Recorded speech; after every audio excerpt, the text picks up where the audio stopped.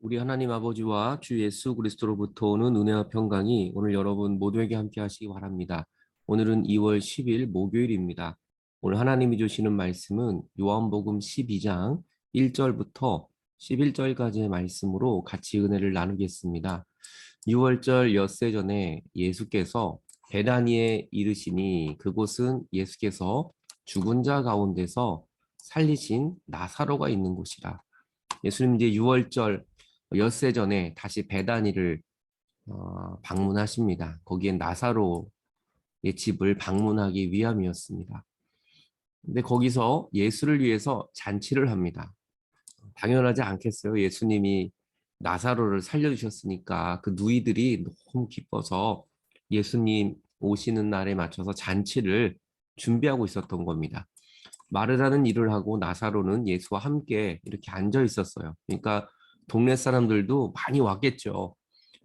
근데 마리아는 지극히 비싼 향유, 곧 순전한 나드 한 근을 가져다가 향유, 이 당시에 굉장히 비싼 이 향유를 깨트린 겁니다.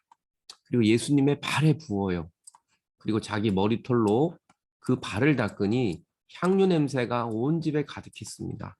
그러니까 마리아는 이 하나님의 예수님의 그 은혜, 또 나사로를 살려주신 그 놀라운 은혜, 그리고 사실 마리아는 이제 곧 십자가 지실 그 예수님을 그 십자가를 알고 있었던 거죠. 그래서 주님의 그 마지막 십자가를 지는 그 길에 최고의 본인이 가지고 있는 정말 최고의 마음을 다해서 예수님의 발에 향유를 부은 겁니다. 그리고 그 향유 냄새가 온 집에 가득했습니다. 그러니까 그 집에 너무나 향기로운 냄새가 진동을 하게 되는 거죠. 이 마리아의 이 향유가 깨진 겁니다. 제자 중에 하나로 이 예수님을 잡아 잡아줄 가룟 유다가 이런 얘기를 합니다.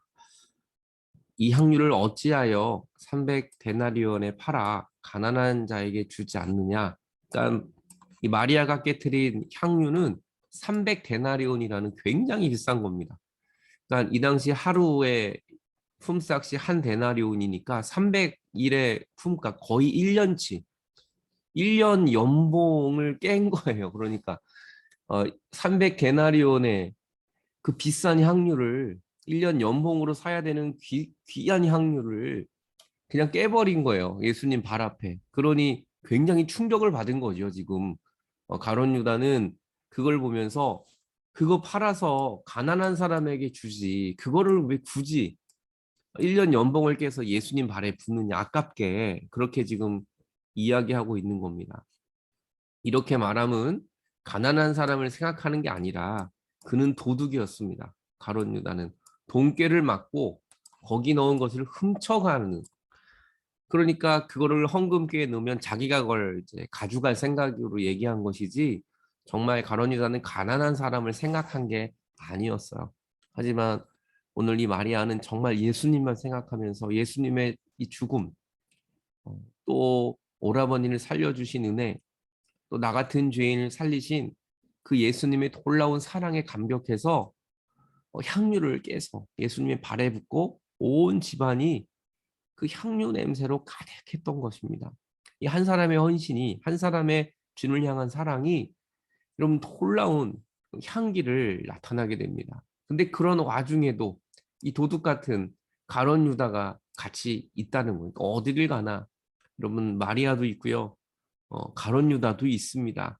우리의 관심이 정말 돈인지 예수 그리스도인지 그는 그 사람의 열매를 보면 우리는 알 수 있어요.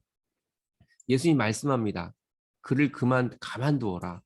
나의 장래할 날을 위해서 그것을 간직하게 해라. 그러면서 정말 이 마리아의 행동은 예수님의 그 죽으심까지도 준비하고 있는 거예요. 뭐가 아깝겠어요? 정말 주님이 나를 살리시고 십자가 지시는데 여러분 무엇이 아깝겠습니까?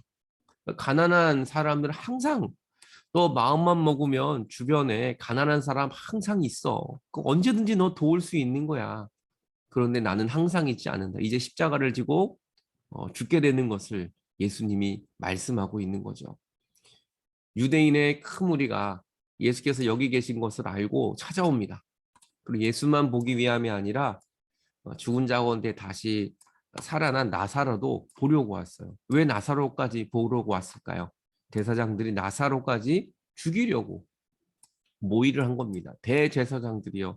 예수님도 죽이는 게 모자라서 나사로까지 죽이려고 그래요. 왜요? 나사로 때문에 많은 유대인이 가서 예수님을 믿었기 때문이에요. 그럼 이게 얼마나 축복된 일인데 하나님이 나사로를 통해서 복음의 능력을 나타내 주셨어요. 그래서 나사로의 죽음과 삶을 통해서 많은 사람들이 예수님을 믿게 되었습니다.